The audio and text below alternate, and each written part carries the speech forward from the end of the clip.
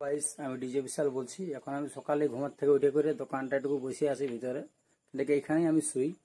তারপর এখন যাব মুতো ধুয়ে করে আসবো, তারপরে দোকানদানি খোলা হবে। চলো তোমরা তারপরে দেখাচ্ছি। রুমের থেকে বাইরে গেছি, আমার রোড সাইড দিকে ঘর বটে, কিন্তু আমি গাঁ দিকেও থাকি, তো আমার কুলি দিকে খাওয়া দাওয়া ওইদিকে হয়েছে। চলো ওইদিকে যাওয়া যাক। গাইস বকুল পৌঁছে গেছে, দেখো আমার বাবা গাড়িটিকে ধোয়া, আমার মুতো ধোয়া হয়ে গেছে। এখন আমাদের ঘর বটে, এটা পাকা ঘরটা, এটা মাটির ঘরটা, ঠিক আছে।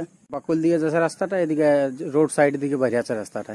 এটা আমার দাদার বাগানটা ওঠে, আমাদের বড় দাদার আম বাগান। দেখছে দোকানটা খোলা হয়েছে, এখন দোকানটাকে ঝাড়ু তাড়ু মারা হবে। এই দেখছে দোকান আমার, পালে একটা ভক্তির গান বাজাই নিব বক্সটাই।